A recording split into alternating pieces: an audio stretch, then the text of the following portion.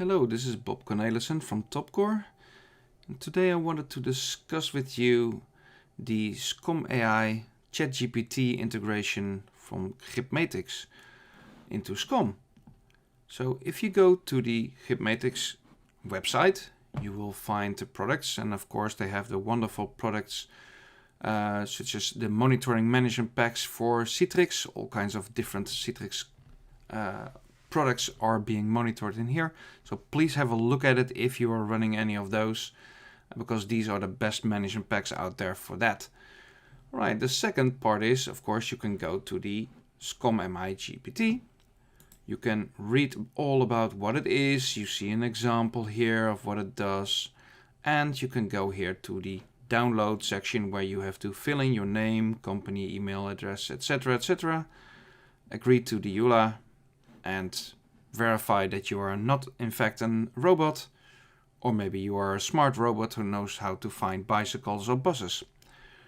Right, once you get the download, you will find a zip file, and in it is the guide. So please read the admin and installation guide. It will help you into determining what it is again, but also it shows you the prerequisites, what you need to have, the installation steps, and then also the optional post-installation steps, which gives you some options as to which version of the GPT you can use, so which language models you can use for there. Also the actual language, such as English, or maybe you want to have a different language there, and some other items. So have a look at this. I have already downloaded all of this, and now I want to configure it. So the first step I need to do is I need to go to the platform.openai.com. I logged in using my account.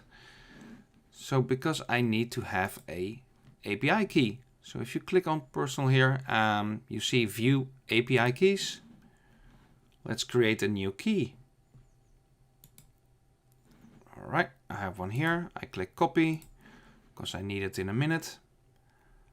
All right, let's go to the SCOM server. So I have here a random demo SCOM server running in my environment. I think this is a SCOM 2016 that we are using for our SCOM health checks to run against. So let's go to the administration. Let's go to accounts, run as accounts. Let's create a new run as account. We need to create a run as account of the type basic authentication. Let's call it GripMatix OpenAI API secret, something like this. Let's give it a name and input that secret key that we just got from OpenAI. Next, create. Then we need to open it up again. And we need to make sure that the distribution goes to our management servers. So I can do show management servers here. There's only one here. Click OK. And now we are distributing this account to the management server. Right, the next thing we need to do is we need to install the management pack itself. Again, we have downloaded it, so now we can import management packs, add from disk. No, don't need to look outside. Oh, let's see. See install packs, GripMatix, yeah. Here we are. So here's our management pack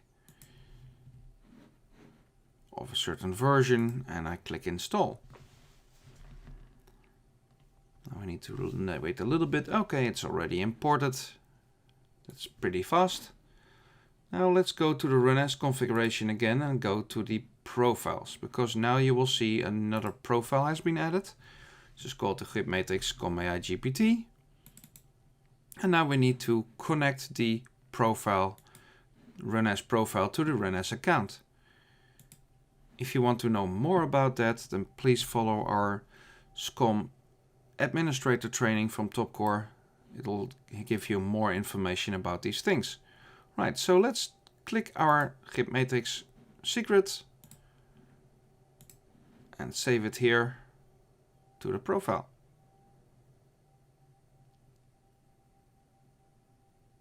All right, that's good. All right, now I need to wait a little bit. Let's go to the monitoring pane. So this is a simple server. It has only one agent, which is itself. And I just implemented a small monitoring thing to check for the print spooler, because I needed to have a red alert, so a critical alert, in order to do something with it later. So, and I stopped the print spooler in this case, so we have a nice alert. All right, so let's go here to the view called GripMatix. Go to the SCOM management servers. The next thing we need to do is run the task against all of the management servers. Well, that's all of them now here. So the task is in the right hand side. It's called GripMatix SCOM GPT add license key. So we need to add a license key in here, because now it's just an empty piece of text. So we need to click override. All right. We need to get our license key. So in our downloads, we have here a free edition license key.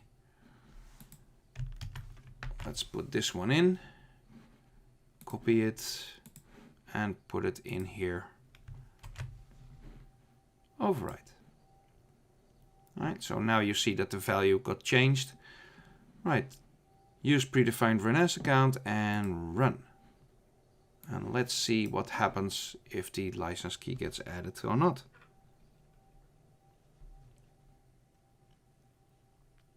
Mind you, it takes a little bit. Okay, so here we go. License added, license key has been accepted. That is the good news. In fact, that's great news. All right, let's close this. Let's go to the active alert screen. Maybe I'm moving a little bit fast with this. So actually, let me show you the optional items which you can change. So if you go to the authoring pane and to the rules, give it a second to load. Let's go GripMatix.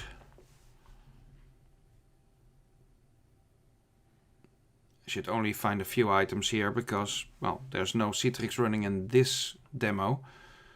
So I don't have that management pack loaded. So here is the main rule here. It's targeted at alert notification subscription server. So that means all of the management servers which are in the notification resource pool, right? So you need to get all of those management servers equipped with the license key. So let's do overrides, override the role for subscription server. And now you can actually see some of the options here. So what you will see is it will add a number of resolution states, which are located here. So we first have the one consult, has number 75.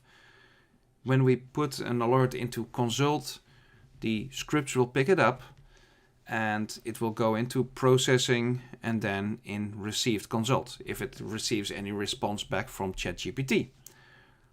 Right, so that's how it loops through these things. Also, you can see here, you can select the language. So the language by default is set to English, but you could pick a different one. And the max request rate has to do with how many requests that you can send into Chat-GPT per minute. So for example, if you multi-select 100 of them and you want to have the Chat-GPT react to all 100 of them at the same time, it will not like it.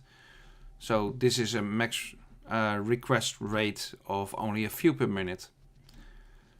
All right, so, and of course here the OpenAI model is also an interesting one. So this one is Chat-GPT, which is the 3.5 version. You could also go for GPT-4 or maybe just DaVinci. So you can look that up in the guide here at the bottom probably. Let's scroll all the way down. We are getting pretty far now. Okay, here. So here you can choose indeed between DaVinci, Curie, Chat-GPT and GPT-4. So we can do that later. So now you've seen it, so you can change this, add it to a management pack, save it to a management pack, etc. to make the changes. So let's go to the monitoring pane, select our alert, set resolution state, and please request a consult. This will take a little bit, obviously, because it needs to go out. It needs to pick this up, needs to go out into the internet and request that consult. And obviously, as always, you want to try to be way too fast with this, because it takes a little bit of time. So you can request those consults and then come back later, of course, and get the results that you expected. Let's just click back in here. All right, so we've got all of this done. Still green. Okay. So let's see if this is already updating. So not yet. So we will have to come back with for this and let it do its work, and then I'll show you what the result is. All right, so I'm back again.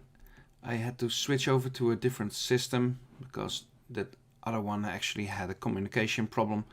But going back to another system, we can actually see some results now.